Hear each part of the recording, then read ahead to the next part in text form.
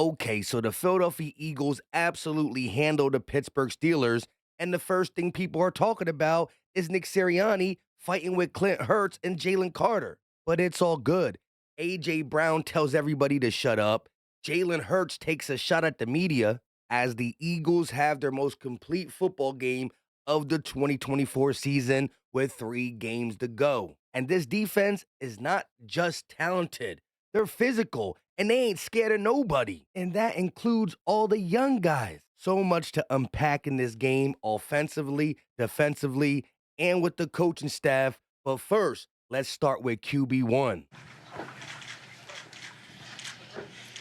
So that's what y'all want to see, huh? What is going on, everybody? I go by Philly Mike, and this is the Philly Tall Podcast, home of the best team in football. 12-2 Eagles, 10-game winning streak, broke the franchise record. If you're excited, like, subscribe, and turn on that bell so you don't miss the videos. So all week we had to hear about the AJ Brown, Jalen Hurts drama, the passing game for the Eagles is non-existent, blah, blah, blah. But guess what? Real Eagle fans never really believed it, as a fan paid a plane to fly over the stadium saying, enough fake news. Philly stands with 1-11. Hands down, we got the best fans in the game. But of course, coming into this game, we got some news that Jalen Hurts had a broken ring finger on his non-throwing hand, which he did confirm after the game, but it didn't stop him. He just put a glove on and went to work. Also, my man's wearing 2 different cleats. Jalen, 2-cleat Hurts is unstoppable. I mean, if you don't believe me, listen to what the GOAT had to say. And what I loved, and I told my partner KB up here all day, was like just seeing you catch that ball, find AJ, and just that ball comes out of your hands. Like, that was the most rhythmic I've seen in a long time. Is there anything different today that you were seeing? Because to me, you're unstoppable when you play like that. I mean, 335 yards of total offense, 3 total touchdowns, 2 through the air, 1 on the ground, 45 yards on the ground, and 290 through the air with 25 completions of 32. It just doesn't get that much better, especially when the fourth quarter is all about clock management. We literally got the ball with 10 minutes and 29 seconds left of the game. Steelers should have had another opportunity, but they never saw the ball again. Now, after a win like that, you would think the noise would die down. But no, Shannon Sharp on Nightcap makes a video talking about what's wrong in Philadelphia. Are the Philadelphia Eagles imploding despite a win over Steelers? Huh? I know everybody wants to talk about the Nick Sirianni and Clint Hurts thing. Again, that was a really dumb penalty by Jalen Carter. However, Clint Hurts said something to Carter, and he's pretty much telling Nick Sirianni, hey, relax, I already dealt with it. But if the head coach wants to talk to a player, the assistant should let him. It is what it is, though. But what they didn't show you is Jalen Carter and Nick Sirianni hugging it out before the end of the game. Still, to say what is wrong in Philly after a big-time win like this and 10 straight wins is ridiculous. But Jalen Hurts knows the criticism's never going to go away. Well, the scrutiny's never ending. It's nothing new. And so that's something that I find a thrill in, and I appreciate being told I can't and that we can't. And I know that I lead this team, and it takes a lot out of it. It demands a lot out of you. And I just want to show up and be the best teammate, quarterback, and be the best I can be for the guys on the team. Jalen Hurts is clutch, and he thrives under pressure. So keep pressuring us. As for AJ Brown's response to Elliott Shore Park asking, was that touchdown celebration with Jalen Hurts to silence the critics? For sure. That was our moment to tell everybody to shut up, honestly, so yeah. Holding people accountable don't mean you dislike them. Again, you gotta be able to have the hard conversation, and AJ Brown talks about it. It's very uncomfortable because you don't want nobody to. First of all, I didn't call anybody out, but behind closed doors, yeah, we talk about that. We call each other out, and that's very uncomfortable because you don't want to feel like you're getting attacked. But like I said, we're not in it for feelings, and we're trying to get on the same page. We're trying to win, most importantly. So to answer your question, it's uncomfortable, but you know what the end goal is. So you move past it. Was it a concerted effort to throw the ball early?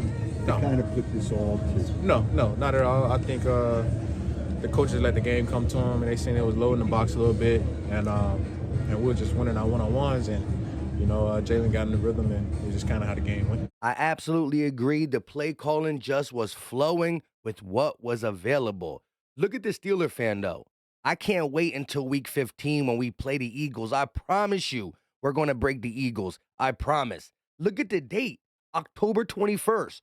All I said up top was, you were saying? If anything, y'all did the opposite of breaking us. Y'all made us that much more tougher, and it proves that we can be the best passing team or running team when we need to. Devontae Smith, 11 catches, 109 yards. AJ Brown, 8 catches, 110 yards. Both of them had a touchdown. Before we hear from Smitty, let Baldy break down AJ Brown. Like here's just a little play action right here, roll, and just spacing.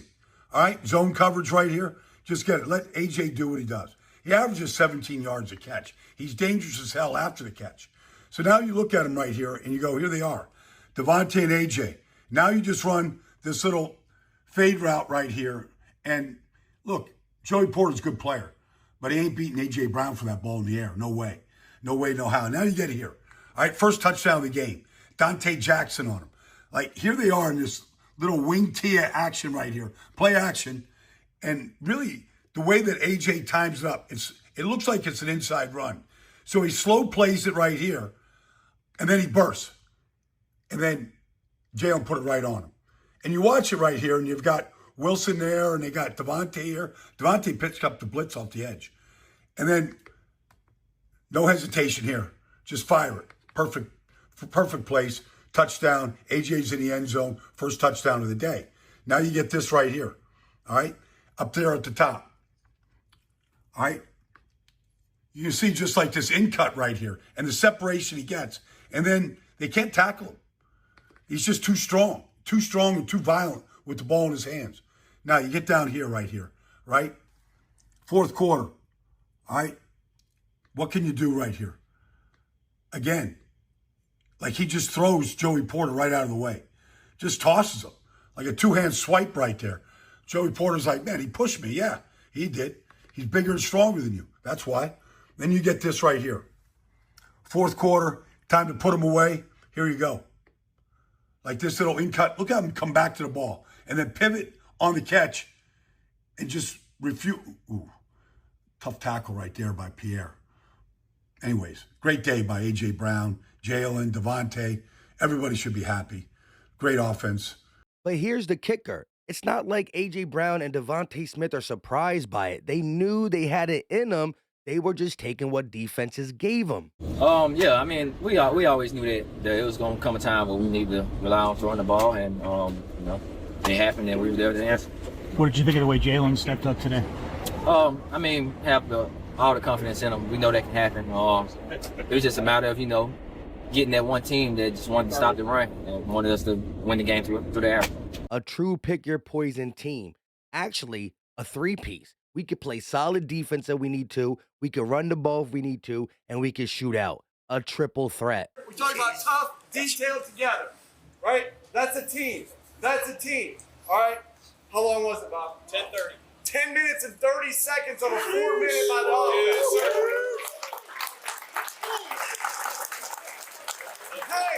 Hey, you want us to run it? We can run it. Yeah. You want us to pass it? How about that pass? Yeah. Defense, stopping them on short fields was incredible. You guys played your ass off as a group together. Awesome job, defense. Remember, right? That was a tough win against a tough team. Hungry, humble. All right, it's more than just this. It's more than getting this win. We just want to keep getting better. Hungry and humble. We got a lot to be thankful for. We're working. We're getting to work on Monday.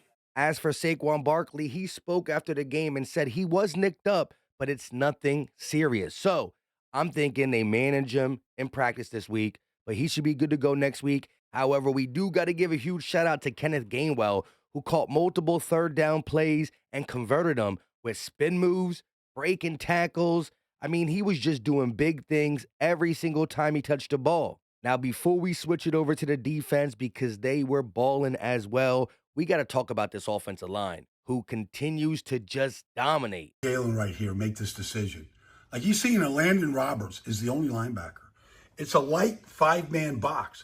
So he's getting like, Saquon, you get over here, and we're going to pull Juergens right here, like we used to pull Kelsey, and we're going to run right out of Landon Roberts. Like, you look at how big it's a canyon to run through. So they're just difficult to defend, because even if you do try to take things away, the amount of time that this offensive line gives Jalen Hurts to make decisions, like nobody gets this kind of time. Becton stabbing Montravius Adams. Like, he's got time right here. Do anything he wants to do. Step up, find Devontae, bingo. Another 20-yard gain. Then he sees this right here. Like, he's seeing this Steelers defense just completely open up. Like, he's supposed to foul Juergens on this play. Like, but he sees this. He's like, I don't need to foul Juergens. I'll just go make the free safety miss, run right by him. Maybe TJ Watt can keep me out of the end zone. And then this is just unfair. To have this kind of time right here is just not fair. Like, he's got time to do online shopping right here. Christmas shopping, you want to go online, he's got time to go through, I don't know, Amazon right here. I don't know what website he's on right here. But you know what? A point. I got time. Like, nobody gets this kind of time. And he'll find Devontae Smith in the middle of the field. Like, the offensive line was outrageously good. Mind you, Landon Dickerson missed some time. Mekhi Becton went out for a little bit. I believe he came back in. So that was 2 guys. We have so much depth on offensive line, but I still want to keep our guys healthy. Now to the defense, where there was a lot of plays made. Again, the Steelers had 161 yards of total offense. Eagles had 400. They had less than 200. But look at this play here on defense, right? This is how tough the 2024 Eagles defense is. This tight end is blocking Slay way too long, right? But Slay's not having it. After he slams him, Slay throwing hands at him. And guess who runs to the rescue? First, Quinyon Mitchell comes, and then so does Jalix Hunt. They're all there. Quinyon Mitchell's like, let me get hands on him too. There's Carter. There's Hunt. The Eagles defense ain't scared of nobody, and they gonna make their presence felt on the field and off the field. Speaking of Quinyon Mitchell, Sports Radio 94 WIP says the Eagles cornerback, Quinyon Mitchell, is now the favorite to win NFL Defensive Rookie of the Year on FanDuel. So again, he was second to Jared Verse for a while. Eagle fans knew that he'll eventually take over that number 1 spot, and we'll see who wins. But he is the front runner officially. If you watched the game, it wasn't nothing crazy with takeaways or turnovers, even though we did have one from Najee Harris. But this Eagles defense forces 3 and outs. They just play a solid brand of football. You try to run, you can't. Next thing you know, you're faced with a 3rd and long, and then the secondary takes over. Great tackling, great mechanics. They pass off coverage. Again, 161 yards, not from Russell Wilson. That's their total offense. When we get to my recap at the end of the game, like we always do, you're going to see possessions where the Eagles have the ball, score points, or punt, and then we get the ball right back. You're like, where were the Steelers' offense? They went 3 and out. It took them like a quarter and a half to get like a first down. So let's actually get to the Eagles versus Steelers recap. And of course, I'll talk more about the defense, including Nolan Smith. Eagles ball to start the game, 1st and 10, and Hurts finds Calcaterra for a big first. We knew the Steelers were going to come in and try to shut down this unstoppable run. They ranked 4th at doing it, so why not go to the air to start this game? A couple plays later, 2nd and 3, find Smitty for the big first down, but we ultimately end up settling for a field goal. Now, we did get AJ Brown involved too on that drive. It just didn't show it in the recap. However, the Steelers go 3 and out, so it's back to Eagles football. Second drive, Eagles facing a 3rd down, and a spin move by Gainwell for the first down. But on the next play, Jalen Hurts fumbles. TJ Watt really punched it out, though. However, Steelers end up facing a 3rd and 10, and he'll be sacked by Josh Sweat. Let's watch Josh Sweat against Dan Moore. Like, he's going for the cross chop. He doesn't quite get it, but he still gets that leg through right here. So he's coming from one side. Now watch this rush by Nolan Smith from the other side against his former teammate here, Broderick Jones. Like, you watch how low he is and the power that he comes through with. Now both ends get to Russell Wilson, all right? And down he goes. It's just a 4-man rush. 4-man rush on 3rd and 10. Sweat gets the sack. Nolan Smith was big part of it, and the celebration is on.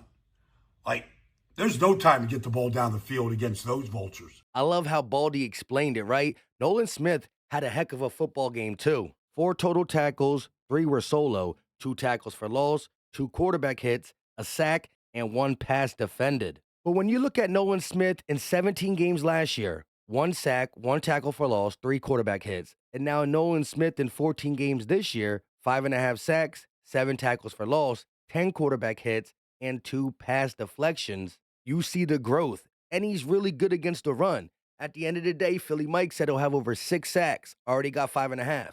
So when he does do that, I want everybody to say, hey, you never gave up on him. I try to tell y'all. I know a lot of y'all didn't either. Let's get back to the game. After the fumble, the defense forces a punt, and we fumble again, but the Eagles defense hold them to 3 points still, not allowing a first down. Now, I know a lot of people were like, yo, get Cooper DeJean out. One, not just because he fumbled, but we don't need him to get hurt. He plays a crucial role on defense, and he was getting some big-time hits against him. Next possession for the Eagles, 1st and 10, and Hurts is going to find AJ back shoulder. Again, that's the only play I showed from AJ Brown thus far, but already in the first quarter, he had like 3 targets and 3 catches.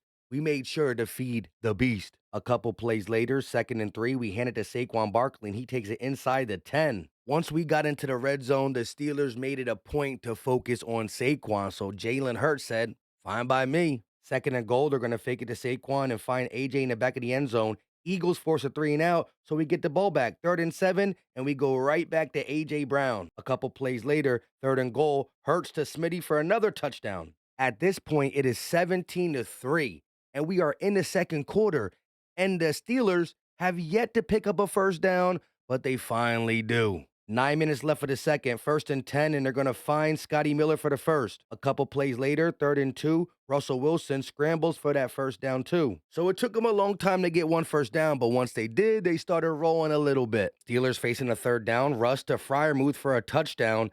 Eagles go 3 and out, and now on 3rd and 20, they're trying to get close for a field goal, and they do. So it's a 4-point game. Eagles start the second half with the ball, 2nd and 7, Smitty for the first. Couple plays later, 3rd and 6, Hurts finds Smitty, but it'll be short, so the Eagles attempt to kick, and it's good for a 7-point lead. As I'm watching this game, we're only up 7, but it feels like we're beating them by more, and we eventually do, but the Steelers could not move the ball. Until now, flea flicker, Russ going deep, and it's caught for a big first. Low-key, that's what I was thinking. They can't move the ball, and as soon as I said that out loud, they got a big play. But that was the only play of the day. A couple plays later, they pitch it to Najee Harris, and he fumbles. Eagles football. 4:30 left for the third. 1st and 10, they hand it to Saquon for an 8-yard gain. A couple plays later, 1st and 10, quarterback keeper, and he gets the first and more. I don't know how the offensive line opened that big of a hole, but Jalen Hurts gets the first, jukes a safety. He was putting people on skates all day long. Now facing a 3rd and 9, quick pass to Gainwell as he splits 2 defenders for the first. Steelers are probably having nightmares of Gainwell catching the ball on 3rd down and converting. And we get inside the 2, so guess what we do? Brotherly shove, 27-13. So it's Steelers ball, 1st and 10, and they're going to find their guy for the first. Later on the drive, it's 3rd and 22, and they'll get a chunk, but not at all. So they decide to punt it on 4th down, and you would think it's okay, right? There's 10:29 left as the Eagles call a fair catch. Guess what? They never see the ball again. 9:47, 3rd and 6, quick slant to AJ for the big first. A couple plays later, 2nd and 14 with 6 minutes left, and they find Smitty for the first. Now 4 minutes left, brotherly shove. They don't do it, but guess what? They come back out, get the brotherly shove on 4th and 1, and kill the clock. We can do it passing. We can do it running. We can do it fast. We can do it slow. We are a physical team. We have everything you need on offense. And guess what else? A top-tier defense. See, a lot of offenses that can do it all don't got the defense we got. A complete team, a complete win, and everybody is smiling if you are an Eagle fan. With all that being said, leave a comment. I absolutely love hearing from y'all. Drop the muscle emoji if you got anything to say. Like, subscribe, share, all that stuff. And I know that's why I'm picking 2 people for the November jersey giveaway. It should come out later tonight. If not, first thing Tuesday morning before my Tuesday upload. Y'all the real to the real. Until next time, you know what time it is. We out.